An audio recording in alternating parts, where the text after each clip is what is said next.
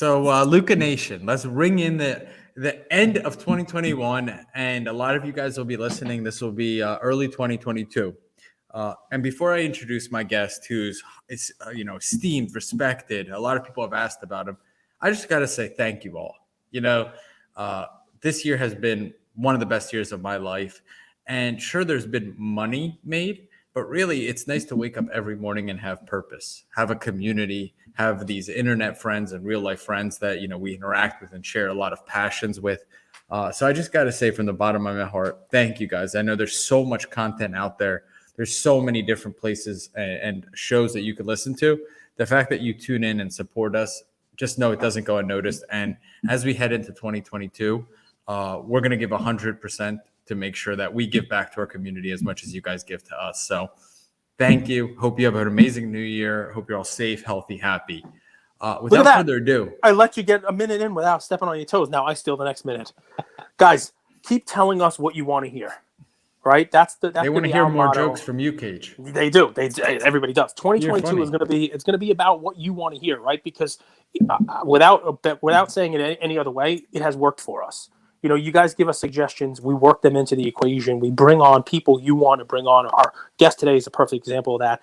But we want 2022 not to be about where we want to go with the podcast. We want to know where you want to go with it. We want to know what you want to hear about, what you want to learn about. And if our numbers indicate anything, I mean, every day we're setting a new record of listens. Every day we got more people watching on our YouTube channel. So thank you guys because, 2021... you have told people about us. You have shared us with your friends, your neighbors, and your enemies, as I like to say. And we continue to grow as a lot of people are not growing in the hobby. A lot of people are feeling a little, a little constriction in the hobby. We are not. Our numbers continue to go up, and we have you to thank for that. And we understand that the way for that to continue is by listening to you and hearing what you want. And for the most part, for the last month, what you've asked us to do is talk to collectors more. We do a great job of bringing in people who are going to shape the hobby from the top down. We had a great conversation with Josh Luber, and I feel like the hobby's in good hands if he can deliver 1 out of 10 things we talked about, right? I love talking to Ken Gold, and we love talking to Gary Vee. We love talking to all these people. But what you guys want to hear is, what are the collectors doing? How are they braving this brave new world here? What are they doing with their collections? Are they selling? Are they moving? Are they buying more? And today's guest, Andrew, go ahead and introduce him as a perfect example of exactly that. So. They're building backdrops, and I would say Jake's backdrop rivals Josh Luber. So, guys, this is someone we've interacted with from afar a little bit. I'm excited to get to know him. So I'll make the introduction. More than likely, you follow him, but for the 1-2 people that don't, 90s_BBall_ cards. You guys, that's kindred spirit. I grew up in the 90s, so. Just a little bit offline, Jake, we want to welcome you to the show, but you're an Orlando Magic fan. You're a Penny Hardaway Shaq fan. Talk to us about that origin story because you're from Massachusetts, right? And New England is New England proud. So introduce yourself, share a little bit about kind of, your show, your channel, but also let's talk a little bit about 90s basketball and your fandom, your love for Penny and Shaq. For sure. Well, first, I have to thank you for that intro. I mean, I think that's the only time I've ever been compared to Josh Luber in anything, and maybe I have a rung up on him in this one category. So I'll take that. I'll put that on my LinkedIn tomorrow. Well, you're the only one of us that's more handsome than Josh Luber. That's what it is. We'll tell you that. All right. Well, I don't have the same finger jewelry as him. So anyway, enough about that. Yeah. So a lot there. So we'll start with my affinity for the Magic. Yeah, and it all started in the 90s. Growing up. In a little bit of the story, some people that are watching this might have heard it, but I'll tell it for those who haven't. So growing up in the 90s, the Bulls were it, right? My younger brother was a big Bulls fan, big Jordan fan. And, my brother and I are about 1.5 years apart in age, a lot of sibling rivalry there. So, of course, I can't root for the same guy as him. So I'm watching, and I see this other guy on the court that's doing really well. His name's Scottie Pippen. And I'm like, okay, I like him. He's not the guy my brother likes, but he's on the same team. So I'd like to find somebody else. And then a week later, I'm watching a game. This team in blue is playing, and this guy is playing really well. He looks a lot like the guy I was watching play in red last week. So I'm watching him, like, okay. And then the week later, now we have to go back to the 90s, right? We have standard def TVs, right? We don't have the high def. You can see the sweat dripping down. You could barely make out the numbers on the players' jerseys if you were lucky, right? You have to get really close. tap the screen. So seeing who the players were and really identifying them was not as easy then. So give me a little bit of slack on that. But so then I'm watching the Bulls play against the Magic, and I see who I think is the same player on both teams playing against each other. So I'm like, Dad, what's going on? Do I need to go see the doctor? So he explains to me, this is Penny Hardaway, this is Scottie Pippen, yada, yada, yada. So Penny's playing against Jordan, doing really well against him. So I said, that's my guy. Somebody that I can definitely rival my brother with. So we would argue who was better, to the end of time. Still do, we still argue whether or not Penny's a Hall of Famer. So, they did me well, and I stuck with the Magic ever since. Some good years and a lot of not so good years since then. Listen, Penny, a lot of people don't Shaq realize. A lot of people don't realize Penny was huge. I mean, Penny was a big deal. He came in on the heels of Shaq. He was a number 3 pick to Orlando the year after Shaq was drafted. So it was a Shaq and Penny duo, right? And it was an interesting pick, right? Because it was all about the Fab Five that year. So Chris Webber was taken, with the number 1 pick, and there was a trade. The two of them were traded. It was like a whole to-do, right? Do you remember who the number 2 pick was? Sean Bradley. Sean Bradley, nice. 7-6. There you go. And that trade, if we remember, was because of the movie Blue Chips, where Shaq and Penny first met playing pickup, and he called up. I think it was Brooks was the coach at that point, and said, "Hey, we got to get this kid. I don't care what it takes." And then he, from what I heard, threw something at his TV set when he saw that they drafted Chris Webber, and they said, "Hold on, don't sign the papers yet." But I mean, listen, Webber was a huge name, but Penny got his own shoe deal. I mean, there was Little Penny. People forget about this. Go YouTube this, guys. Penny was huge. You have a Little Penny there? I got them. Yeah. I got 2 of them. So I mean, it was like a Nike thing, right? It's Little Penny, right? And it was, and it would talk, and it was like a whole to do. It was like the Noid who just came back, for Pizza Hut, right? This was like 90s stuff. He was in your face. He was on TV. Like Penny was one of the few NBA stars that had his own shoe with like a legit backing behind him. I mean, he was a big deal. If we think about modern players, I like to comp. This is one of the things I do with the draft. I like to comp players who are new to players that I know from the 90s, right? So if we're thinking about modern players, I like to comp him. Some people, debate, but I know in our group chat recently, Chris Hoge brought up some of the accolades of Luka. And for the first 3 years of their career, Penny and Luka are just about identical in a lot of ways. Both number 3 picks, both draft day trades. A lot of similarities there. First team All-NBA in their second season. MVP candidates. The Magic went to the finals in his second season. So I think he's got some comparison to Luka. He's got some comparison to the fandom of Steph Curry. And injuries derailed his career. So if you're trying to think of how exciting of a player Penny was, in 94, 95, 96, you're looking at a Luka, Steph Curry type of guy. And a very different game, though, too, because you never got to see the scoring of Penny, because part of what he had to do was pass the ball to Shaq. I mean, Luka and Steph don't have a Shaq inside that they have to pass the ball to. So it kind of caps, the scoring Penny was able to do. I mean, it was still Shaq's team. Who beat them? Who beat them in the finals their second year? Do we have to talk about that? Rockets, right? It was the Rockets, yeah. Hakeem, Clyde, yeah.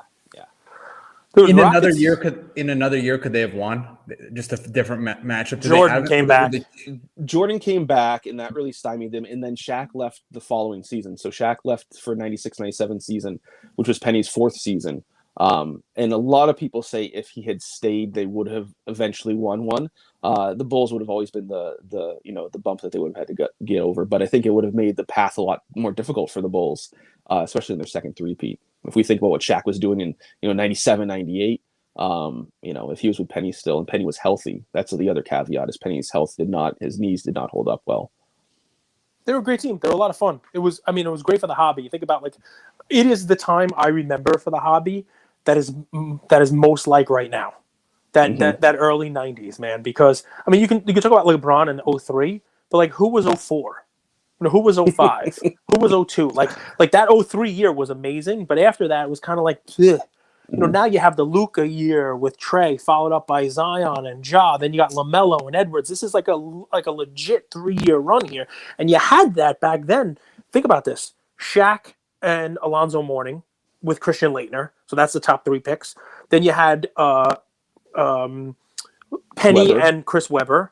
And I mean, there were other guys in that draft too, but let's just stick with those 2, right? And then the year after that, the top 3 picks were Grant Hill, Jason Kidd and Glenn Robinson Sr. Big dog. But Kidd, Kidd and Grant Hill. Think about that, 3 years in a row with like two legit guys. That's what you need to get the hobby going. After that, you had KG and Jerry Stackhouse and Mighty Mouse, and then you had 96 with Iverson and Kobe, and the 97 with Duncan. He was huge. Keith Van Horn was big. Yeah, you had a long run. Chauncey Billups, the number 2 pick or number 3 pick. Then you had Vince Carter, Antoine Jameson, Michael Olowokandi. You had a long and you can run see there. now why he likes 90s basketball. Exactly. 90s was the heyday. Like the 80s was when there were still kind of part-time employees, so to speak, with a few of them making big money.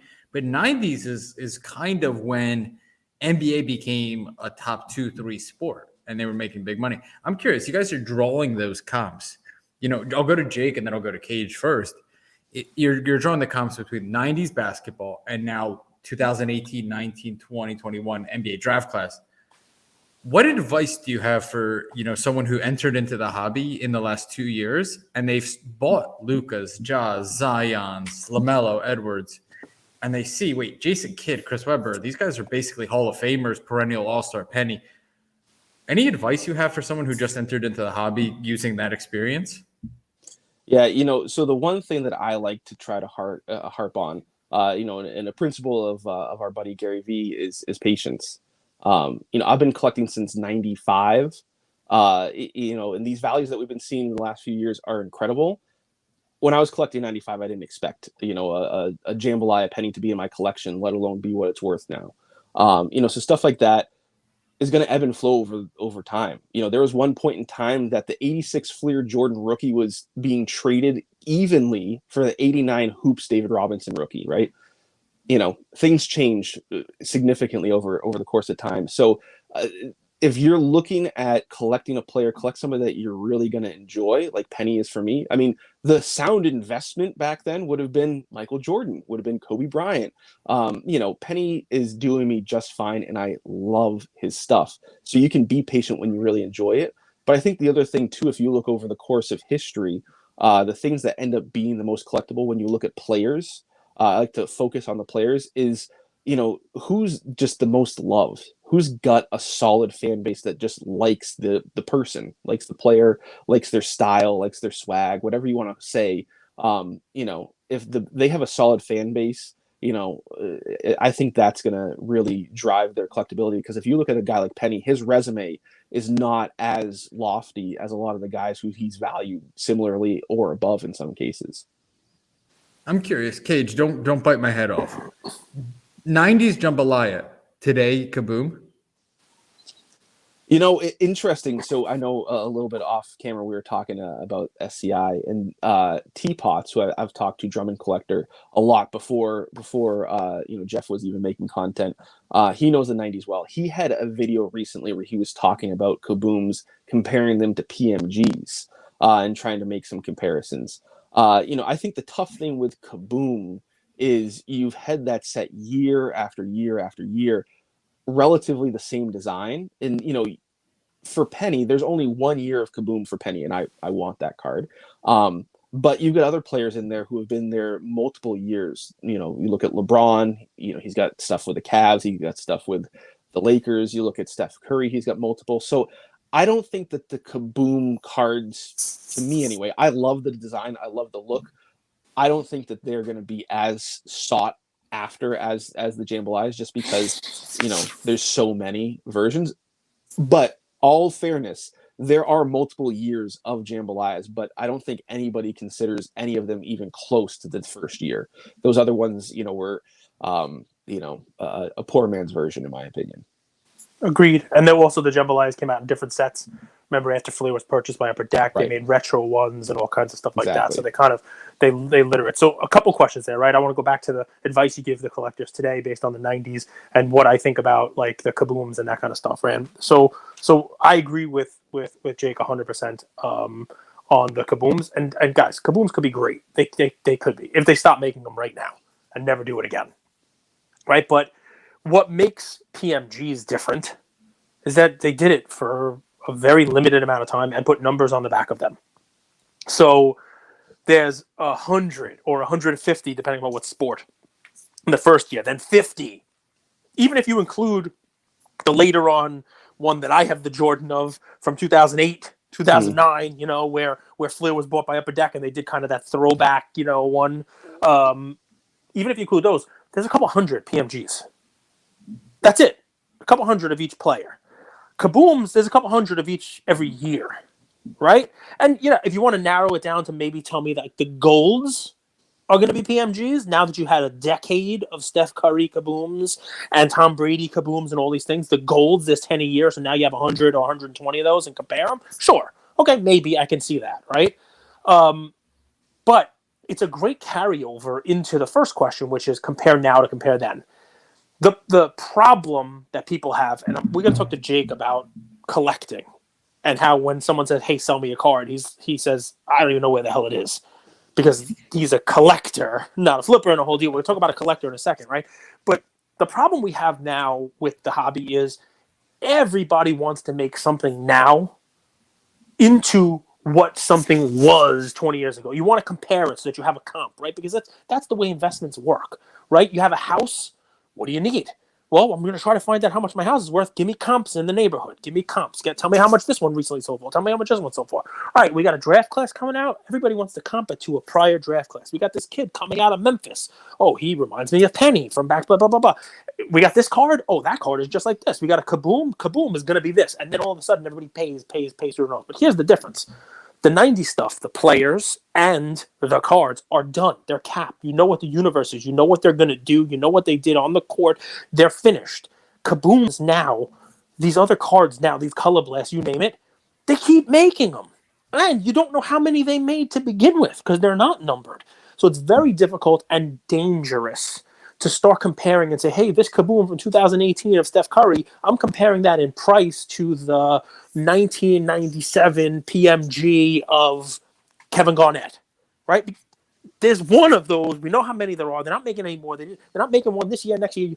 Whereas the Curry Kaboom, there might be 1,000 more made in the next couple of years. Who the hell knows, right? Mm-hmm. And while the ones that are made in future years are not going to be as good as the ones made prior, as valuable as the ones made prior, they're still going to satiate the demand for them. The Curry fan doesn't have to trade up to get the one Kaboom from 2018. They can go and get the 2022 one when it comes out and pay a little less. And that person, as a Curry fan, is good. If there was a lesser version of Penny Hardaway's Jambalaya, you might already have it in your collection, right? Because you're a Penny fan. And maybe you would trade up and still try to get the other one. But for a while, you'd be okay with that one that you got, the lesser one. And here's the other part of it, guys. And I'm going to take this both ways. It's a good thing and a bad thing, right?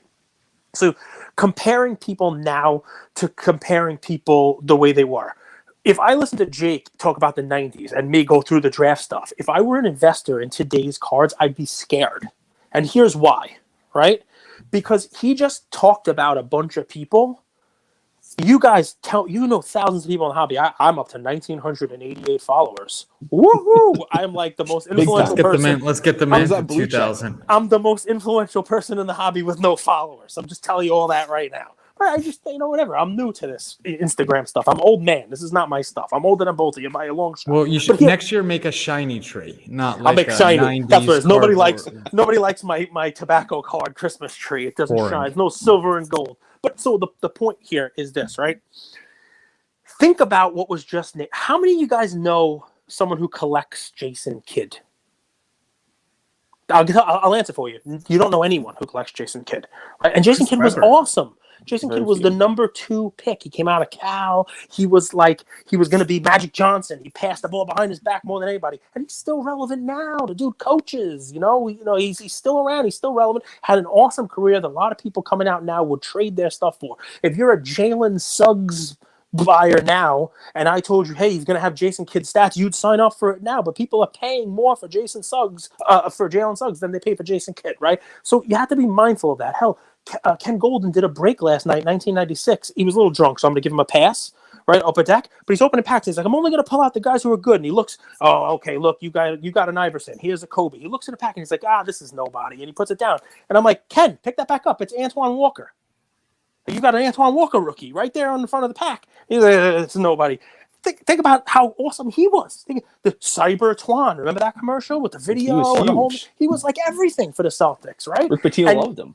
No one buys his shit now, right? So think about that when you're buying into the rookie classes this year, because the cautionary tale is, one, not every draft class is going to have a generational talent. That's one. And two, even the ones that do have great talent to turn into great NBA players, that does not mean they're going to be somebody that someone is going to collect down the road. But I said I'd be good news and bad news, okay? Jake brought up an amazing point that I do not want you to miss. And it's when evaluating someone you're going to collect in, look at their fan base. Because what's the first question I asked? How many people do you know who collected Jason Kidd? Right? There's a lot of people out there who would say they'd much rather have Jason Kidd's career than Penny Hardaway's career. Right? Penny was not healthy. Penny had some flashes of greatness. You know, his numbers don't stack up against Jason Kidd and several other guys I could probably name, but it's just the one I used, right? But there are a lot of Penny collectors. Why? Because he has that collectability, the thing that made people collect him, the things that made him have fans. So if I were giving advice to collectors now, it would be, don't just find the guy who you think might be the most talented. Yeah, that's great, but it's not enough. You need to have a guy who, for some reason, has that people want to have his cards. A good guy in the last years that I've seen turn into this, who wasn't this before, and it's not a current collector, but he's playing now, so it's not like a young guy now, but Chris Paul has become this over the last couple of years. If you went back 3-4 years, nobody collected Chris Paul cards, right? And he was awesome. Kind of a heel. He was kind of a heel. He was a little bit like Trae Young.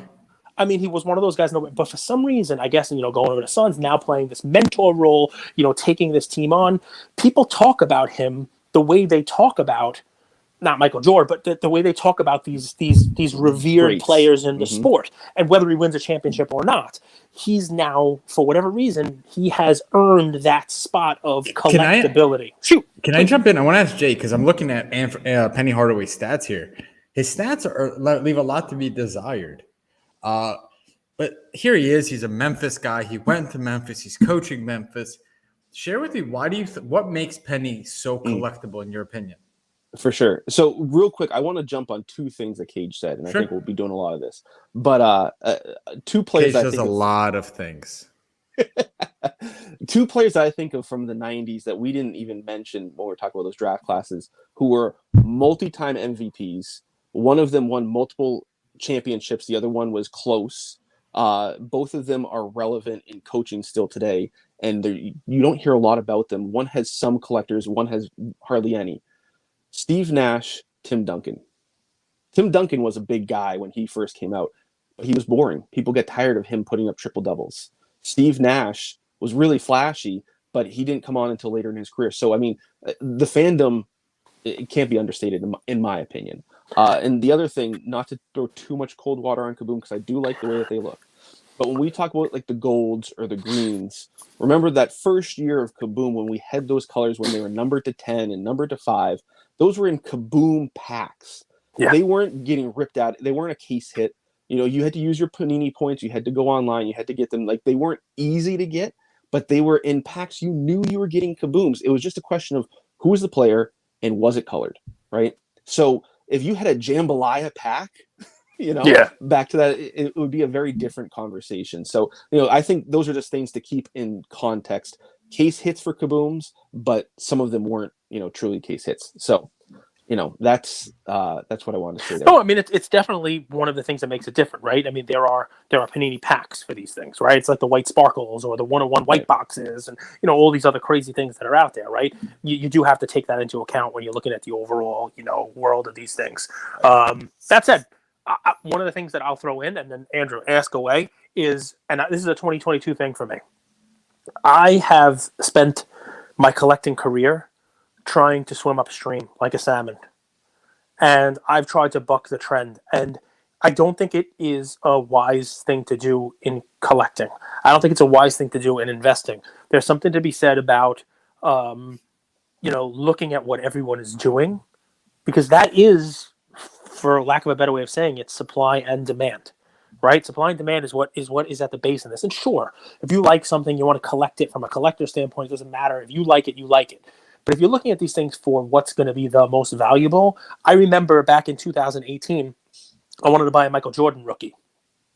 And everybody at the time was spending $24,000 for PSA 10s of Michael Jordan's 1986 Fleer. And I didn't want to do that because, that's an easy card and everybody likes it. And I always liked the star better. So I bought a BGS 85 star for like $12,000, right? Which I'm not complaining about, right? It's a great buy. Maybe I paid 8 or whatever the hell it was, right? But I picked a really nice one. It's got 9 centering. A lot of them don't have it. But I was like, I'm smarter than everybody else. This is a cooler card. This is a rookie. This is the one. This is the one you want to have. There's less of them and blah, blah, blah. And that card has appreciated. And, a regular 85 sells for about $30,000, $35,000. And maybe this one's 40 with the better centering. But it's gone 4x, 3.5x from where I bought in. Whereas if I would have just bought the one that everybody else liked, right? If I would have bought the one that there was demand for, it would at least 10x, maybe 12x of my money. So I bring this up, guys, just for a reason, right? I want to get into the collector episode, but keep in mind in the back of your brain, as we talked to Jake about some of the things that collectors do, the collector's mentality, if you're collecting, that's great. If you're buying this stuff for appreciation of value, flipping, you name it, don't miss the forest for the trees like I often do. I like to shit on kabooms, but I know when I shit on kabooms, I'm basically thumbing my nose at the common collector's mentality, which is if you get a kaboom, everyone wants it. Because we can talk about the numbers, we can talk about all the reasons why that shouldn't be, but for whatever reason, the demand for kabooms is there, and the common collector right now may change. Things change all the time. But so it's funny. Us as collectors, we start giving into the narrative of it's not really that rare, or here's the thing, and the whole deal. But I think it would be silly to pass up on a kaboom opportunity because of what Jake and I are talking about here. Because that kaboom, for whatever reason, it's what everybody wants right now. So anyway, I don't want to take it. Go ahead, Andrew. Jake, why are collectors and flippers, investors at at odds with each other? That's a really good question. And I remember, the first year I had my channel, a couple months later, Josh, Cardboard Chronicles, came out with his, and we did an episode together, and we talked then. And at that point, this was 2017, 2018, right? The collecting, the hobby was it was collectors, right? You didn't hear a lot of investment advice. You didn't hear picks. You didn't hear people even talking about gains and ROI and all that stuff. We talked then in that episode about how we're all kind of a little bit of both. We all have this entrepreneurial spirit as collectors. It's fun to buy a card and see it appreciate. It's fun to sometimes have 2 of that card and then say, oh, I can now keep one for my collection, and I can take that other one and trade it for another addition to my collection. We talked about that stuff then, and it was kind of commonplace at that point to talk like that, right? And I think some of the distasteful connotation that it got was just adding that finance, that Wall Street type of nomenclature to it. Talking about flipping, talking about ROI. I think people started to kind of roll their eyes a little bit, and I think that it's also a little bit of kind of an older generation, an older guard, get off my lawn type of thing. They were seeing younger people get in, and some of it was jealousy, or is, right? Some people see 18-year-olds have $1 million sales on their Instagram story and applaud them and say, congratulations, good job, good for you. You worked hard for that. Other people will see it and, grind their teeth and, get upset. That could be me, if I just had more time, if I didn't get married at, 23, whatever. So I think sink $250,000 into my house and just bought Jordan money. If I was from Massachusetts and decided I would love basketball and buy Michael Jordan or Tom Brady instead of 90s basketball cards. Yeah, Penny Hardaway cards. Yeah, believe it or not, Cage, you can buy Tom Brady even from New York City. I'm talking about this guy because he's from Massachusetts and he does Penny instead of Brady. If we could all go back in that time machine, I think about it often. But I would get the Sports Almanac. I would get the Sports Almanac. I sit there and think about all the different cards I would have gotten. Wait a second, Jake. When I was in wait 1 second. grade. Do you see Andrew's face? Do you know what that means when I say I'd go back in time and get the sports? He doesn't know what that means. The sports capacitor. The sports. Back to the Future, where he goes back. Build it. He goes back in time and he gets a Sports Almanac and brings it back. I made my wife watch Back to the Future the other day. She has refused. And she was like, okay, there's some funny things here, but I'm still not going to watch it. It's Back to the Future 2, man. It's as a sports bettor, you would love it because he goes to the future and brings back a sports almanac that has all of the scores of every game for 50 years. Like the box scores. The box score. And he goes and he's like, I'll bet you $1 million. He says, Biff gets it. That Notre Dame wins this game 13-10. He says, did you hear what he said, old man? Notre Dame's dead. It's never going to happen. And he wins the game. You wouldn't get it wrong. Anyway, so I digress. But go ahead. We'd go back. Sorry, Jake. But yeah, I mean, we could all go back in time and the whole 9 yards. But yeah, I mean, there is a little bit of jealousy of it, right? I think that's some of it. I think there are some people also that looked at what was happening with some investment picks. And I mean, I don't know if we want to name names or anything, but like, some people saw what looked like or what may have been proven to be a pump and dump, and it started to get that connotation. If you're talking about flipping, if you're talking about investing, you're pumping and dumping. So I think those things happened very close together, and it's hard for people to pull it back because I move cards in my collection not as often as maybe some think I should, to get other cards in my collection. I made big trades when I was at National to get cards in my collection, and a lot of that was because I went to a booth. I had a box of cards. The dealer wanted to look through. He bought a bunch of them off me. I made money on all of those cards, and then I was able to take that money, and you could call that flipping. You could call it whatever you want, but it got me new cards in my PC. So did I invest in those cards? Did I, are we talking about the intent of what that purchase was, or, just the final outcome? I think it's healthy. I think a marketplace needs long-term collectors. I think they need day-to-day, short-term speculators, and I think they need investors. I think maybe a more fruitful conversation, Cage and I were having this when it comes to NFTs, is try to keep that money in the ecosystem. Like, if you're flipping and you're profiting, I know people have bills and all that, but try to keep some of it in the ecosystem because, like you just said, it's not like you sold your cards and then you went and you rebought other cards. Right. That in and of itself, that perpetuating cycle is really healthy, I think. Listen, you got a block. You got an old guy living on a block and his lawn looks good, right? And he takes care of it the way he used to take care of it, right? He goes out there and he sows the lawn, he puts seeds on it, his old cedar, and he mows it himself.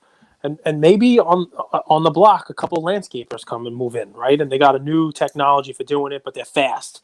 Maybe they don't love it as much. Maybe they don't love the lawn. Maybe but to get the grass cut and it goes in the whole 9 yards. And maybe the landscaper who lives next door to the old guy is like, he's got this new seed, he's got this new stuff, and he takes care of the old guy's lawn. And the guy's like, get off my lawn, right? But it looks better. It looks greener, right? He's using the new tech. He's using the new stuff on that lawn, right? And the old guy realizes, holy shit, maybe I shouldn't have been yelling because if I didn't have that landscaper move in and change the way things were done, maybe my LeBron Exquisite would still be worth $250,000 instead of $1 million. And maybe I should stop yelling, get off my lawn.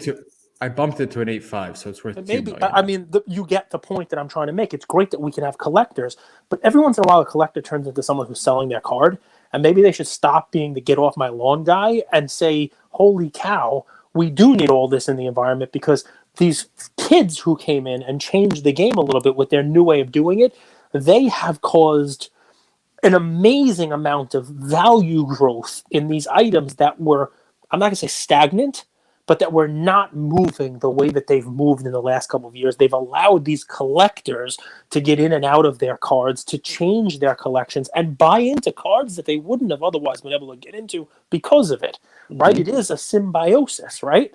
I mean, and maybe it's bad. Maybe Venom comes with its own, problems. Maybe you don't want to have to, kill people and eat their livers. But it also comes with some great strength. Then you get where I'm going with it. Can I ask you something? Oh, go ahead. Go ahead, Jake. We've all been to shows and we've seen the old guy sitting there still pricing his stuff out with a Beckett. Yep. I love Beckett magazines. I use them for research. I use them to price all my cards in the 90s. But the world is different, and we might deal with this with, modern day, social issues with people in our family that, people want to resist change. The fact of the matter is the world doesn't rely on Beckett prices. So if I go to their table and they've got a card priced at $5 and I know on eBay I can move that for $30, why am I not going to grab that? Why am I not going to take advantage of that? And maybe it's a card that I want in my PC, excuse me, and I don't want to have to pay $30 to get it, but now I got it for $5. And maybe I'm not going to sell it and get that $25, but I got it in my PC for less. It's advantageous for me, but that person that is sitting there and saying, no, I'm going to do it the way I've done it, is missing the boat. And, it's their loss at the end of the day, and somebody else is going to, benefit from it. You know what? I got a question for you, Jake, and I'll let Andrew take it over, and I'll mute myself for a second. Those that make you can also break you. That's Mr. Rhythm's good advice. It only costs you a quarter. Now, if anybody knows what movie that's from, please send me a DM, right? Because I'd be very impressed, right? But do you know what it's from, Jake? I don't off the top of my head. There's no way. It's an obscure movie. But it's those that make you can also break you. It's Mr. Rhythm's good advice. So I'm gonna explain what I mean by that. The collectors now, and I'm not gonna single out any specific person more than I already did, but there are collectors out there who have made a lot of money selling some of their high-end pieces. And sure, they're now collecting. They're taking that money, putting it back into the ecosystem, buying other things. But I'm here to make the argument that the reason that they were able to have, I'm not going to call it windfalls, but the reason they were able to have the fiscal wins over the last couple of years that they've had, whether it's through their businesses, growing content like us, whether it's in a startup, whether it's in a data platform, whether it's in any of these things, or if it's just in their card values going up 10, 20, 30, 40, 50x in the last 2 years when they were going up 30% a year if they were lucky previously. The people that made them are the new people coming into the hobby. The people who made that happen are the flippers. The people who made them are the ones that came in and boosted their prices up, because they're the ones that turned a Zion base card into $1,000 card. They're the ones that turned a Luka base card into $2,000. And if a Luka base card is $2,000, then a Luka silver is $7,000. And if a Luka silver is $7,000, then a Luka blue is $50,000. If a Luka blue is $50,000, then a Jordan rookie's got to be $250,000, $300,000. And your exquisite LeBrons and your LeBron chromes and all these things, they have to keep going up, right? So it is one of these cycles, right? Because all these people coming in and churning and flipping and doing the stuff they did that wasn't there 5 years ago, it has an impact moving up what I like to call the card pyramid, right? And the collectors, because they've been in it long enough, and because they had those sought after cards that are now going to be sought after by way more people, they got pushed up to the top of the pyramid, not because they were wealthy, not because they were Jeff Bezos, but just because they were here. They were smart, nay, lucky enough to be in this and stay in this and have the cards that more people now wanted. But I'm going to tell you something. Those that make you can also break you, because what's holding that top of that pyramid up with those high prices, it's the fact that there are still people here who are churning, who are flipping, who are making money and starting to try to get their base Kaboom into a gold or a green Kaboom, their stained glass into a Kaboom, into a gold or a green Kaboom, and trying to work their way up. But what happens if you, the old man on the top of that pyramid, keep shouting down below saying, we don't want you here? I hung up on Jake. Look what happened. What happens if we say to them that his phone died? He's another phone type of guy. He'll come back. But you get what I'm saying? What happens if the people on the top of that pyramid yell down and they say, hey, we don't want you here. Stop flipping. We don't like your kind. You're a pump and dumper. You what you're doing is not good for the hobby. We should all just be collectors. You shouldn't be here. You shouldn't be doing these. Look what happens. And those people leave. Right, those people leave because they're not welcome here by the collectors. The people on the top, the elite, the people who have made money. Can I just caveat that they go somewhere where they feel welcome? Yeah, whether it's sneaker flipping or NFTs or whatever the hell they're gonna go to next. It could be friggin' Beanie Babies. The HBO just put a thing about that. It doesn't matter. They're gonna chase where the money is, and if the money's not here and they don't feel welcome here, well, you know what's gonna happen to the LeBron cards? You know what's going to happen to those cards when you no longer have that crew of people trying to color up and get them, and now you're just sitting there with collectors like it was in 2014, where there's only 100 people who want 100 cards instead of 10,000 who want those 100 cards? What do you think's going to happen? Those that make you, when they leave, they can also break you. The floor price goes down and no one's going after those 8, 9, 10 ETH really rare NFTs, right? Did you collect Beanie Babies, Jake? No, I had a couple. It was inevitable in the 90s, but I had some friends who were heavy into it. And it was never my cup of tea. I was chasing cards. I have some questions because you did a Q&A, and I mean, some people obviously got the answers from your YouTube channel, which you guys could go and check out. But Here's a simple one. There's some funny ones here, but like, and Cage, feel free to dive into this too. As someone starting a 90s PC project, who do you think is the most underrated collectible star of that era? Boy, I could go a lot of different ways with this. A player that I mentioned earlier that I think definitely deserves a lot more, publicity or whatever you want to call it than he gets is Tim Duncan. Absolute all-time great. His game was relatively boring. You knew what you're going to get from him. Call it the Spurs. The Spurs jerseys were boring. He never called glass. That's why I hated him. Call glass every once in a while. You're using it enough. The chairman of the boards, But I mean, the original board man. Cards. Yeah, he absolutely was. I also think about the commercials that he had with, Edge Shave Gel and him and David Robinson, the Twin Towers and Sprite and all that stuff. And, when he had Nike shoes, they were definitely trying to market him. They had some fun stuff going on there. I think he just didn't want the spotlight shone on him. But he's a guy that I always think about, is just absolutely incredible. Vince Carter is another one that comes to mind. I mean, Vince Sanity, he was the next Jordan, he was going to be bigger than Kobe, all that kind of stuff. He had the shoes, he had the commercials, he had the slam dunk championships. He had a whole city behind him too. He had a whole city behind him, and then a whole city turned on him. And he's had he just retired not very long ago at all, a very long career. So those are two guys I think of from the 90s that also have great cards. Granted, they were towards the tail end of the 90s, drafted in 97 and 98 respectively. So you're not going to have, the hot numbers and some of that stuff from earlier in the decade, but they have some great stuff out there for sure. Can I give one that's undervalued? That I think ultimately there might be a documentary, a movie made about the whole 9 yards, and I think it's just one Eddie of those. Jones.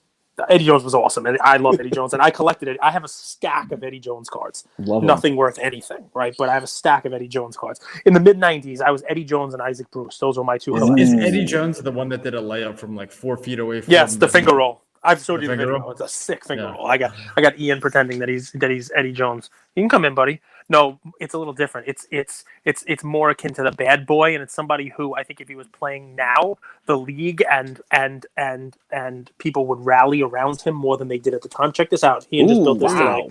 It's a little Elf Village Lego he was building this morning. I didn't send you this. I didn't send you this link, but I wanted to. You guys might be able to Google this. Like the next big investment, unopened Lego stuff. Yeah, I know. Ian, did you get an article? You read an article this morning about somebody made how much money? $100. No, I mean $1,250. $1,250 flipping Lego. Here, take this out. I'm gonna finish this episode. I'll come back. Oh, you want to see something? It's a what? Contraption. So if you lift this up. Oh, it makes waffles. Okay, check this out. He knows I'm a fat guy. It's the Lego house makes waffles. So I got a waffle here. A little My waffle. daughter's been begging for waffles in the morning. There you go, little waffles. You ever see the movie Life where Martin Lawrence runs to a house like that to eat the pie? Go ahead. Yeah, yes, I do. I do know that. And he burns his whole tongue. My play, why? It's because he was more of a bad boy and at the time was persecuted for it, but he was immensely talented, kind of diamond in the rough out of Alabama, I believe, picked late. And then played for a bunch of different teams, and he went through something obviously where I think now you're talking about. I think he knows. He definitely knows. It's Charles Sprewell, right? Talent like crazy, but couldn't you see them making a movie? I mean, he choked his damn coach. I mean, he went after and like choked PJ Carlissimo. Like he was suspended. It was a whole like thing about him. I think now if a player choked a coach, the rest of the league would be like, hell yeah, the coach deserved it. You know what I mean? Like it would be like player empowerment. It's just different. It's a different world. So, and I loved Sprewell. I was a huge Sprewell collector. I can't believe he fell that low in the draft. I mean, the Knicks took Hubert Davis ahead of him. He ended up on the Knicks when they were going to get for the championship against the Spurs and played incredible. You could say that the Knicks had no shot in that series if it weren't for Latrell Sprewell. So what's funny is that the Knicks were an 8 seed coming in and going into the finals, and it's one of those things where they were better than an 8 seed. Allen Houston was injured for most of the year, and they came back in the playoffs. Knicks had a good team. They had no shot to win the championship that year, but Sprewell had a very good run in the postseason. It's just one of those, I take that a different way. A lot of people wouldn't find Tim Duncan and Vince Carter as underrated or unknown players. But let me ask you this, right? Because you're a collector, and I'd be remiss if I didn't ask this, right? we hear people all the time say you should be a collector, right? You should be a collector, and you know, most people who are collectors in this have still found a way, because the money is so much, to cash out. Because people who collect it, and listen, I'm an idiot. I always do the wrong thing. Like I had UFC cards in 2013, 14, 10, 11, that if I would have just held my collection, if I would have just died and left it to my kids, they'd be millionaires. But I didn't. I sold it out and the whole 9 yards. I'm one of those sad stories, you know? But you've held your collection, and people who have held through this have all had cash windfalls. And mostly it's because, you know, you get a message and somebody says, hey, can you sell me this? Now, like before we started this episode, I said that to you, and you're like, well, I tell people I don't even know where that is. Talk to me about that, because that's a different mentality, right? We have people on, and we've conversed about this with a lot of people, that the collector mentality is different than the flipper and the investor mentality. But I've argued that the line has been blurred for almost all of them now, because the money is where it is. But to hear you say, someone says, hey, will you sell me this? And I'm like, I'm not even going to go look for it. I don't even know where it is. Like, that takes a certain different type of DNA, you know? So talk to me about that. Tell me about being a collector. Yeah, for sure. I mean, so my brother jokes with me that I don't have a collection, I have an assembly. You know, because I used to, when I was a kid, and, you know, I'd get home off the bus, I could sit down and organize my cards, and I had them organized basically the way that they're listed in the Beckett, right? And now, working, 2 kids, wife, other stuff with family, you know, you don't have as much time. So I get cards in to fill in holes in my PC. I just don't have time to go and sit there and put them, catalog them. I have a checklist, right, that coach Jeff helped me put together, that I can go and make sure that I'm not getting too many duplicates. I do buy a lot of duplicates because I'm like, I don't think I have this card. And then I finally go and find, oh, look, I have 3. You know, so in those cases, when I go and find that I've got 3 of this card, then I'll put 1 or 2 of them aside and say, okay, I'm going to, you know, get a stack of duplicates, and, you know, maybe I'll look to move these later on. But it's like, sometimes I don't know that I have the duplicate until I go searching for it. And then all of a sudden it's like, oh, great. So when somebody sees me talking about a card, I might even know that I have a duplicate of it, right? But one of them's in this box and the other one's in this other box, right? Some of my collection's at my brother's house, which just lives down the road. Some of it's at my house. So for me to find the time to go and look through which box is it in, you know, my free time is in short supply. So it's not going to stop me from getting new cards in my collection, because I have a general idea of what I need to get. But yeah, I don't have it as neatly organized as maybe I'd like at times. And I'm sure at some point I'll get there. You just said there are cards I know I need to get. To get. Tell me about that. Is that borderline obsession? Is it just you have a checklist of Penny Hardaway cards, and you just know, you know, there are cards out there you want to look for? Is the cards you need to get more than just the Penny collection? Is it just that you're obsessed with the Penny? Like, talk to me about that, because you don't often hear somebody say, I need to get that. And I think that that's part of what's hardwired in you as to why you're not selling. When you need to get it, you check it off the list and it goes in a box, never to be seen again. It's more about like, I have it. It's mine, and no one ever gonna see it precious. again. You know? My friend, exactly, right? Yeah, so I mean, so going back to when I started collecting Penny as a kid, my goal, you know, we all have goals to be, you know, an NBA player and be the MVP and win championships and, you know, be the best ever, right? So my goal was I could be the best Penny collector ever, right? In my town, I was the only person collecting Penny. I didn't have the vision to see outside of my little town and my, you know, 5-6 friends that collected with me. So that was an attainable goal. And for me and my friends, the way to be the best collector was to have every card of that player, right? So if you're looking at a set, you need to have the base card, you need to have all the parallels, all the inserts of that player. So I consider myself a completionist at heart.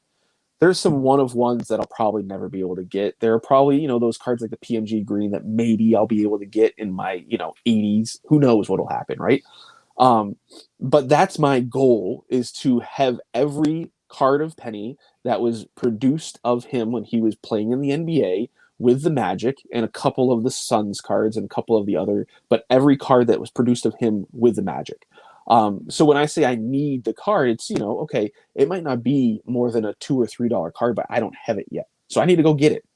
And I might have the more rare version of it, but I don't, you know, maybe there's a base version, there's a low end insert, and then there's a high end insert. I have the high end, I have the base, I need that low end, right? I need to fill in that gap. So that's part of my collecting goal. And then my other collecting goal, to round out the Mount Everest, is to get a example of every single insert set from the 90s. So if Penny's not in it, I want to get one of my other side PC guys, and if one of those guys aren't in it, I just want to find one of them to have an example. And basically, So who's the consider it a Gumata? catalog. Who's the Gumata collection? Who's the side piece? Who's the Friday night, Saturday night? Like who's not Penny? Who you cheating on Penny with? Yeah, so it goes, and I made a pyramid the other day to kind of spell it out. So it goes Penny with the Magic is first and foremost. Penny with the Suns or any other team is below that. Iverson, Nice. only with the Sixers. KG, only with the Timberwolves. And then after those guys, if I have to go beyond that, I've got Vince Carter, Michael Finley, Lamar Odom, Baron Davis. So do you know what I'm getting from your collection? That when you hooped in the 90s, you wore your shorts mid-calf. Like, because everyone in your collection with those were the big baggy like capri pants shorts. Everybody in your collection with that. That's funny, man. It's true. Actually, my playing days in the AAU, I like to get on people's nerves. So what I would do, everybody wore the big baggy shorts. You're right, but I would take mine. I'd have my spandex underneath, and I'd hike my pants up as high as possible. And people would get really uncomfortable, and I would win that defensive matchup. So I played a little sketchy. Dude, Michael Finley's good. People don't realize Michael Finley, he's now like director of operations, I think, for the Mavs. Cuban kind of takes care of his own. The guy averaged 42, I think, minutes per game. He was a beast. 42.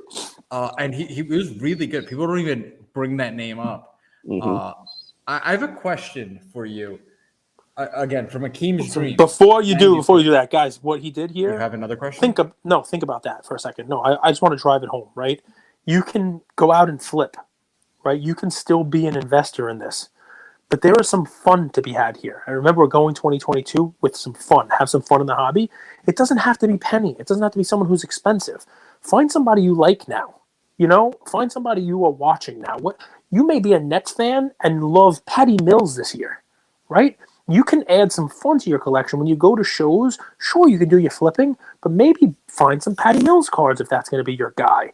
Find a rookie from this year or last year who you think is going to play and plays to your style. Who the heck knows? Franz Wagner, who's looking pretty good. Whoever it's going to be. But that adds a layer of fun when you're at a show. Do your flipping, do your stuff, the whole deal. But then also go around the shows and take a look and find something for your own collection, right? Find some enjoyment in it. Find your Michael Finley, who was awesome, and collect his cards and be somebody who's looking for. You don't have to get every Michael Finley card that's out there, but it adds a layer of fun and a collector mentality to what we're doing. And I think it'll probably keep you in this. And you'll meet other people who are collecting this stuff. You'll have trades with them, and maybe those trades of your Michael Finley group might lead to another card of your main piece. So anyway, it's something I don't want people to miss.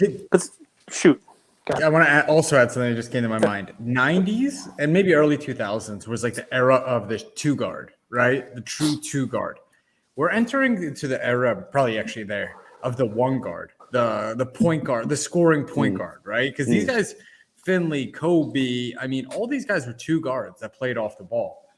And now we're very much in that ball dominant, the Luka, the Steph, the Hardens. They bring the ball up the court and they run the offense. Let's talk about the Kobe market, if that's okay with you. So Akeem's dream asked, where do you see the Kobe market going in the next 6 to 12 months? And if I could add something, there's probably 3 Kobe markets, maybe more. There's just Kobe autos. There's the Kobe rookie cards. But then there's also the Kobe that kind of like patch autos and higher end inserts and all that stuff. So curious your take. I want to hear Cage's take as well. Yeah, so I think my answer to that question was a little feisty because I was like, who the heck knows, right? My crystal ball's broken is the joke my dad used to always say. So who knows what's going to happen in the next 6 to 12 months? But the thing that I can say, and I love to tell stories, so cut me off whenever I'm getting too long-winded. But before Kobe's tragic time. It's true. My wife is probably going to be like, "Hey, let's pop some bubbly," but she's waiting for me. So anyway, before Kobe's tragic passing, his market was an interesting market, and not necessarily interesting in like, oh, hey, there's potential here. it was one of those that like the Kobe fans were really passionate about Kobe, and they'd have that underdog mentality. You know, they really had that same mentality that Kobe had when he played. You know, fierce competitor. But they would always be like, look, Kobe's just as good as LeBron and Jordan. You know, there'd be a lot of those arguments, and people just be like, yeah, okay, buddy, you go sit in a corner somewhere and tell yourself that, right? After he passed and people started to look at his legacy and look at his body of work, there started to be a little bit more appreciation, which happens to greats. We were talking about Kurt Cobain earlier, you know, when they pass before their time. You know, people start to look at them and remember the good times a little bit more so than when people have lived a long and full life. So we saw the incredible run up of his cards. You know, some people were trying to, you know, capture the enthusiasm or whatever you want to call it around his death. And his, you know, his Topps base rookie card went from $10 to $200 in like 48 hours, right? And some people didn't like seeing that. Some people had some opinions, but then it settled back down, right? Then COVID happened and people started looking at their old collections and people started remembering Kobe again, you know, and all that came back. And Kobe cards went on the same heater that most of the other really big players went on. And, you know, I'm really thinking specifically about his cards in the 90s and his rookies. So, like, I have a few, not a ton, that I decided at that point, hey, this is a good time to go and get those graded. Some of them graded really well, some of them didn't. You know, some of them I used and I traded to get PC cards. I've got a really nice penny card here that I got that I never thought I'd be able to get in my collection because one of my Kobe cards graded a 10. I was able to trade it for that penny card, and you know, we were both happy. But it's kind of settled down a little bit now, and I wonder if people are kind of okay. Let's you know, lower expectations and realize, you know, he's not Jordan, so let's not get overly enthusiastic. Or is it that people are distracted by the current season and they're looking at, you know, the players who are playing really well? People are really excited about Steph.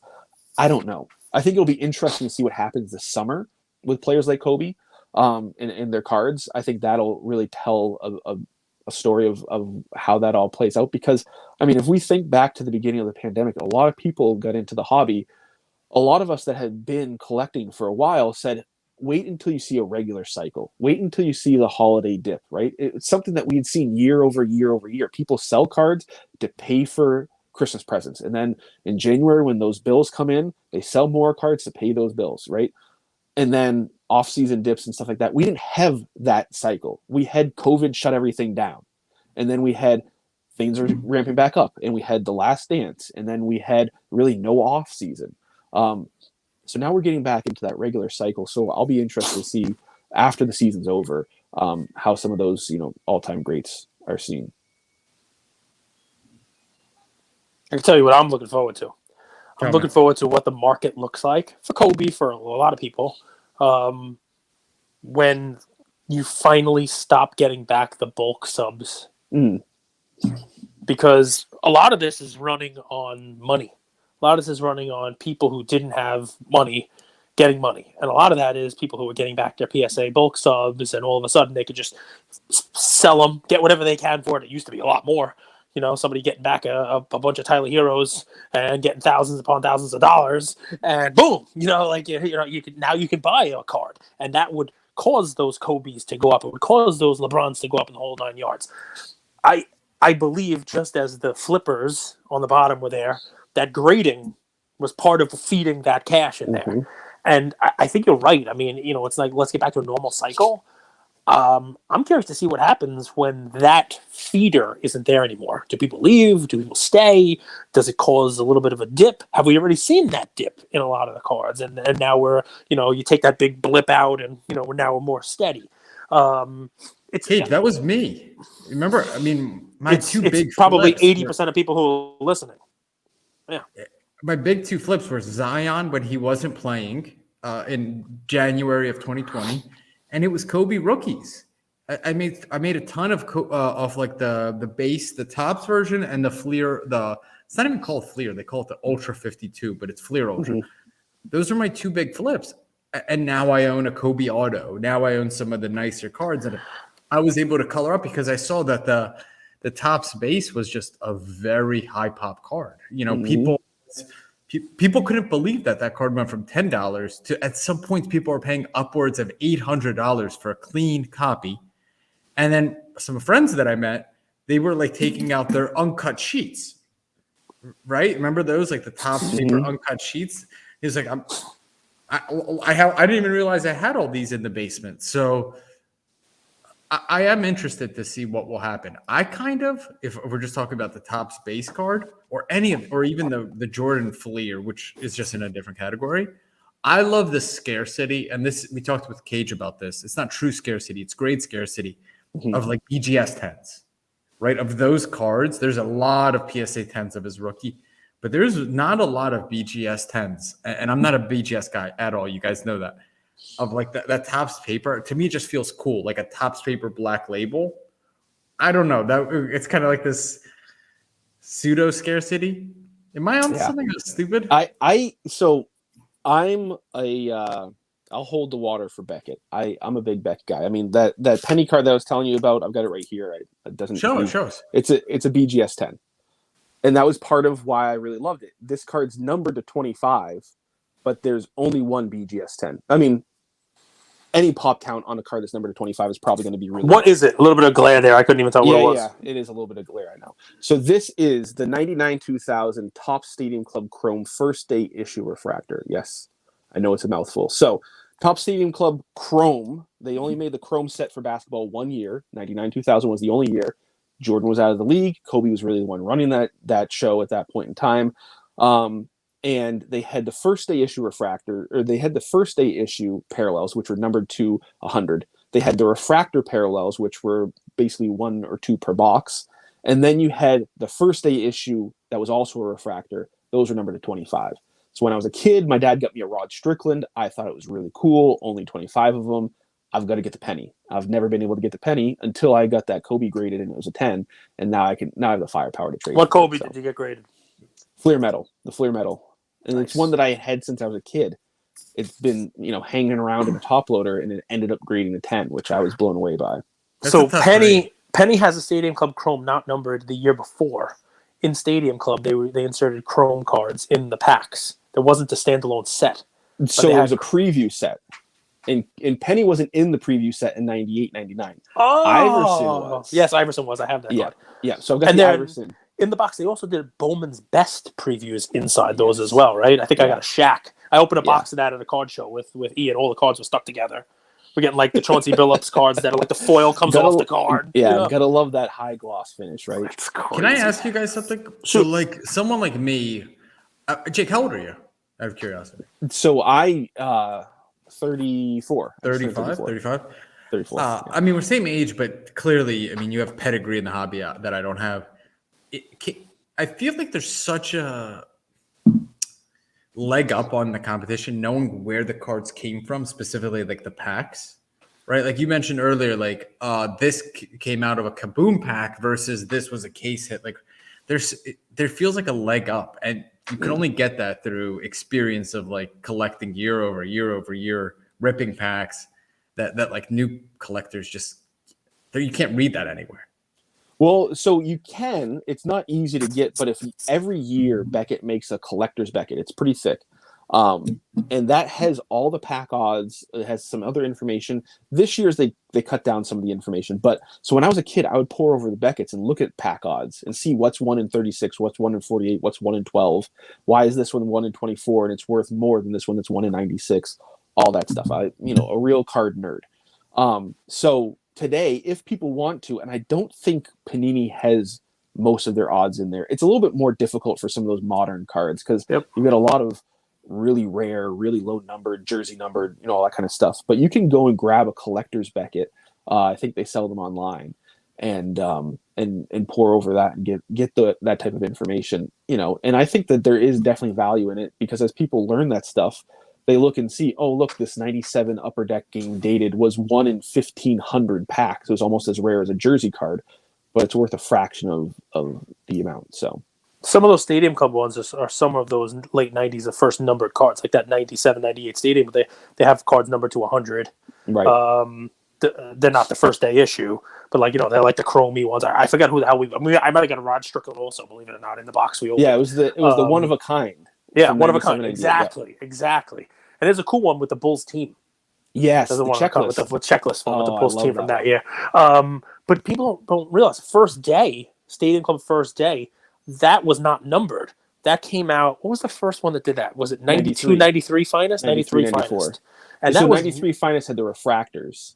93, yes. 94 Stadium Club had Stadium the first Club. day issues. Exactly. So and it was this weird square.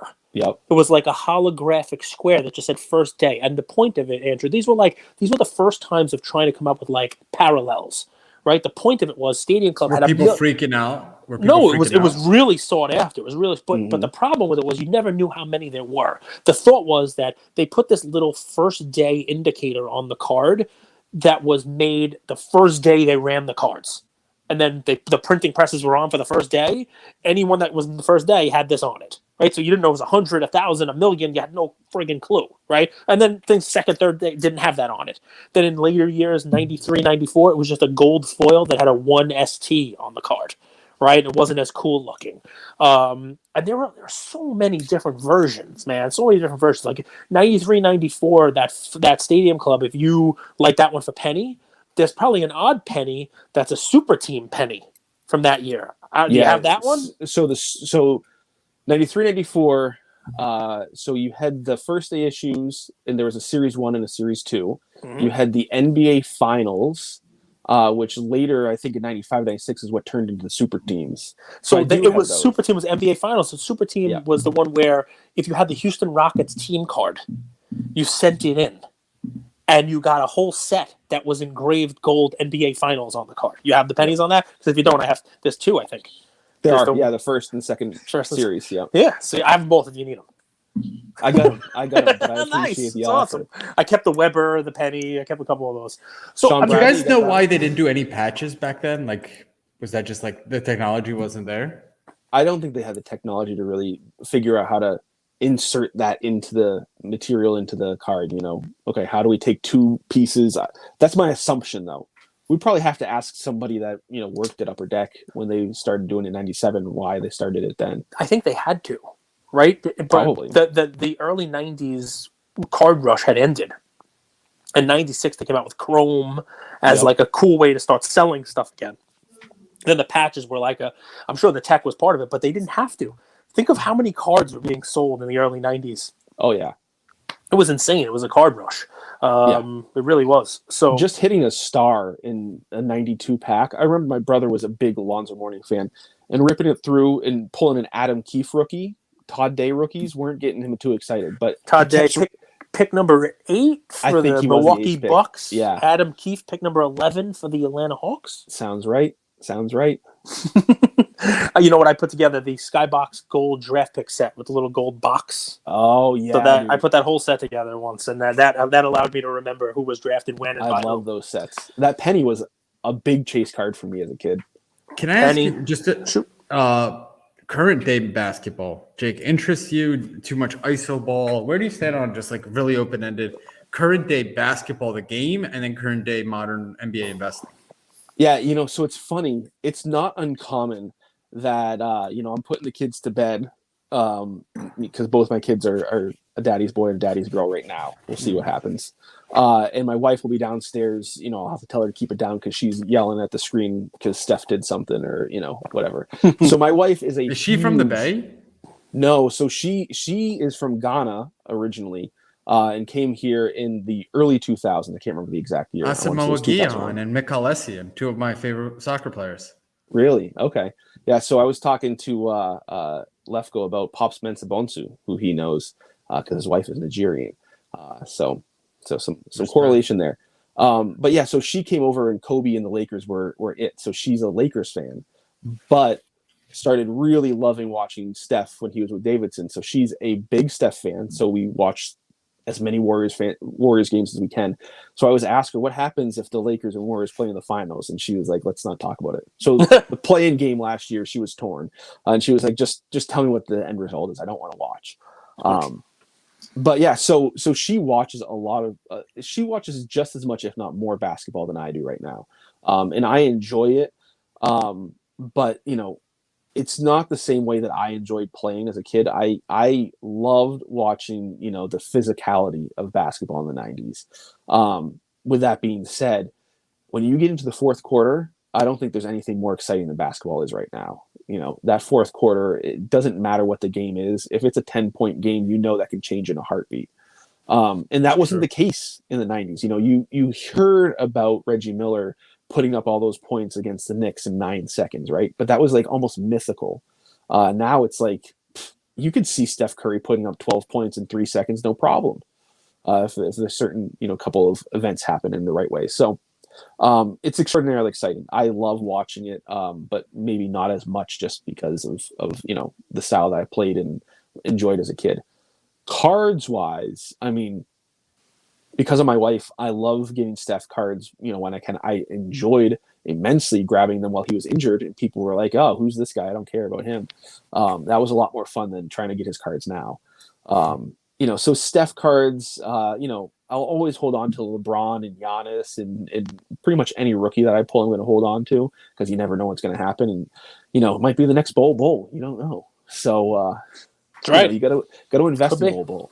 Against on that same kind of narrative, are you looking at Wiseman? He should have played for your favorite guy, at Memphis. Injured, he's coming back. Is Wiseman someone to look at?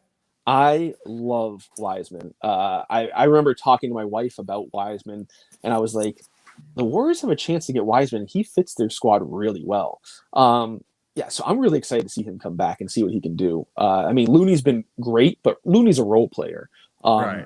Wiseman can be an X factor for that team. When Wiseman's healthy and Clay's back, that team's already scary. I was talking about it with who's going to stop Wiseman down low when they have to chase Curry and Clay around the perimeter. Right, and you still got Dre.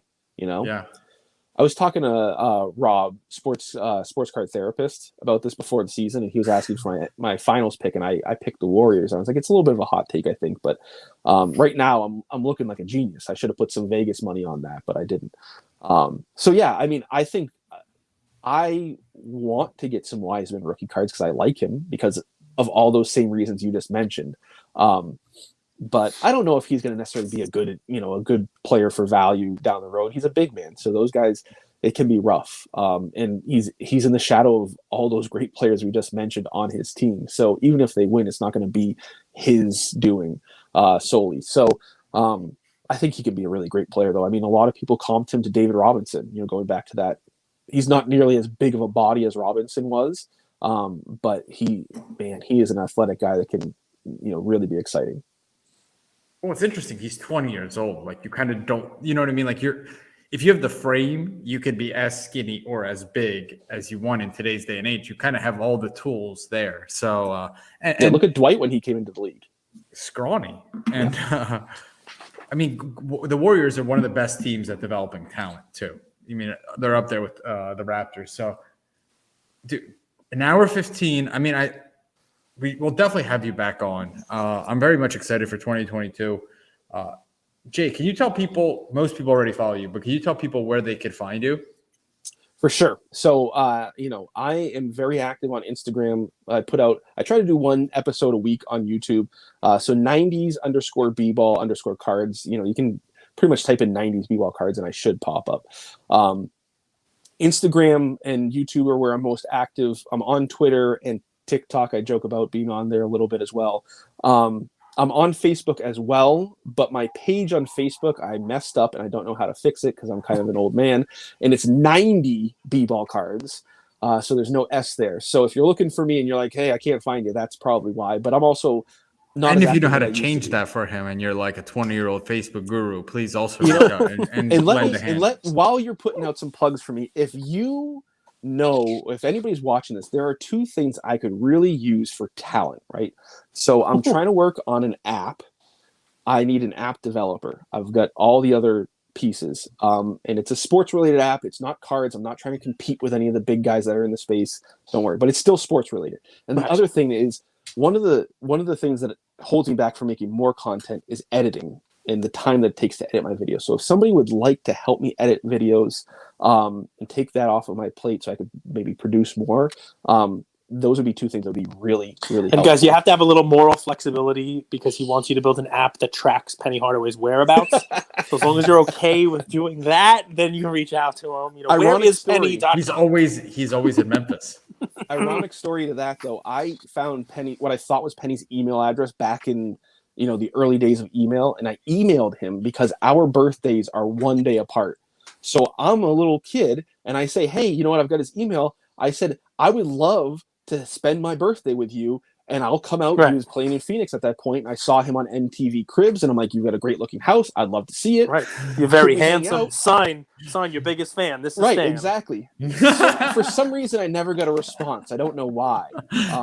So if Penny's watching this and you'd like to hang out for one of our birthdays, let's do it. I've been trying since I was 12. So Sign your biggest fan. This is Stan. Right. That might have been the best thing I've heard all year at least.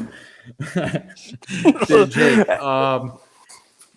Happy New Year from all of our fans. I know we have a few editors that are listening, so please reach out. This is one of the good guys in the hobby. So, you're doing a service. You're doing a service to us. 2022 is going to be big. We're going to see each other at shows. We're going to interact. We'll probably have you on again. I just want to say thank you. Thank you for coming on. It was a pleasure, man. Thank Appreciate you guys. it, man. Thanks for your Pleasure's all time. mine.